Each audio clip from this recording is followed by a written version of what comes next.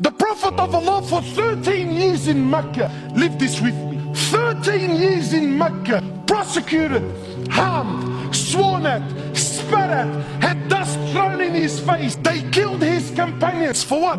For what? What crime did he do? What crime did he do? What, he looked at someone's sister? What, he didn't cough up his money at the end of the business transaction? What crime did he do? 13 years! They boycotted him and his family for 3 years. Sahaba said we were eating the leaves of the trees until our droppings became like the droppings of animals for 3 years. For what?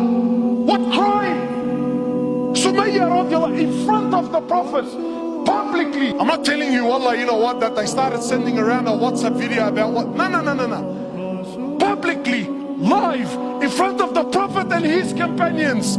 They grabbed Sumayya, a woman! They grabbed her publicly. They opened her legs in front of her husband and her son. And they rammed a spear into her private parts until they killed her. They exiled him from his land, Mecca. Exiled him for 18 months in Medina. 18 months he was crying. Why? Because he was missing the Kaaba so much. They stabbed his pregnant daughter. As a result, she lost her child. 8 or 6. A few months later, she ended up dying in Medina. He buried every one of his children while he was alive, except for Fatima. His uncle Hamza, they cut his nose off, they cut his ears off, they ripped his liver out. Hind took a bite from his liver and spat it on the floor. Sahaba said when the Prophet of Allah seen Hamza, we never seen him cry like he cried when he seen his uncle Hamza. In narrations, he prayed janazah for his uncle 70 times. So much hurt and so much pain for years.